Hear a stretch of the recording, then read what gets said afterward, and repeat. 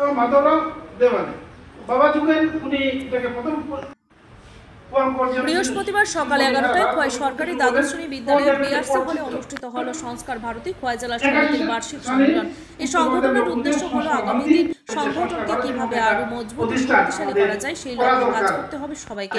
এই লক্ষ্য নিয়ে বৃহস্পতিবার সকাল 11টায় খোয়াই সরকারি বালক বিদ্যালয়ের বিআরসি হলে সংস্কার ভারতী খোয়াই জেলা সমিতির বার্ষিক সম্মেলন অনুষ্ঠিত হয়। এই সম্মেলনে উপস্থিত ছিলেন সংস্কার ভারতী খোয়াই জেলা সমিতির সভাপতি দেবাশিস সরকার, রাষ্ট্রীয় স্বয়ংসেবক সংঘ ত্রিপুরা প্রান্তের সেবা প্রমুখ তথা সংস্কার ভারতী সম্পর্ক প্রমুখ বনমালী দাস, সংস্কার ভারতী ত্রিপুরা প্রান্তের মহামন্ত্রী ডক্টর সন্দীপ দেব, রাষ্ট্রীয় স্বয়ংসেবক সংঘ খোয়াই জেলা কার্যবাহক সৌমিত্র শর্মা, বিশিষ্ট সমাজসেবী অভিজিৎ দত্ত ভৌমিক এবং নাট্যকার সুবর্ণ সহ অন্যান্যরা। আমার ত্রিপুরা এক্সপ্রেস। তারা প্রত্যেকেই একটা বৃহৎ অংশ সংস্কার ভারতীর সঙ্গে যুক্ত। এখন কথা, এখানে তো কোনো বেতন দেওয়া হয় না, কোনো টাকা পয়সা দেওয়া হয় না, কোনো কাজ দেওয়া হয় না, তাহলে কোন স্বার্থে সংস্কার ভারতীর সঙ্গে যুক্ত হব? আমি পেশায় একজন শিক্ষক, কলেজে শিক্ষকতা করি।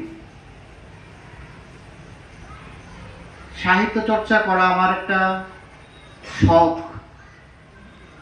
বাড়িতে খাওয়ারও অভাব নেই, কিছুর অভাব নেই,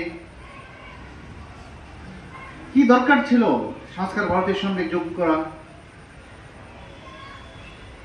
জীবনটা যখন শুরু হয়েছিল সাংগঠনিক কাজে, তখন একটা নগরের ইউনিটের একটা দায়িত্ব পেয়েছিলাম, অখিল ভারতীয় বিদ্যার্থী পরিষদের ত্রিপুরা প্রান্তের প্রথম আগরতলা ইউনিটের সভাপতির দায়িত্ব। কারণ নিয়ম ছিল কি, সভাপতি হতে হবে একজন শিক্ষক। কাজ করতে করতে একটা নেশা চেপে গেছে। কিসের নেশা? দেশের জন্য, সমাজের জন্য কিছু করতে হবে। আগে পরিবর্তন তো নিজের মধ্যে দরকার। আমি যখন আমার নিজেকে পরিবর্তন করব, যখন ব্যক্তি পরিবর্তন হবে, তখনই তো সমাজ পরিবর্তন হবে। আর যদি সমাজ পরিবর্তন হয়, তাহলে রাষ্ট্রের পরিবর্তন হবে। আমি একা কোনোভাবেই কোনো পরিবর্তন করতে পারবো না। আমার সঙ্গে আরো অনেক লোককে আমার মতো ভাবনায় আনতে হবে।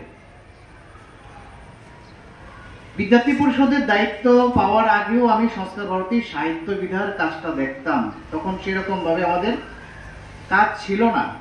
কিন্তু আপনি বিশ্বাস করবেন, 2004 সাল থেকে ত্রিপুরা রাজ্যে প্রতিকূল পরিবেশের মধ্যে সংস্কার ভারতী কাজ করে গেছে। এখন বলবেন, তাহলে যদি এত কাজ করে থাকে, তাহলে আমরা কেন এত সম্পর্কে জানি না? কারণ আমাদের রাজনীতির ভিতরে ইন্টারেস্ট খুব বেশি, সংঘের কাজের মধ্যে এতটা ইন্টারেস্ট নেই।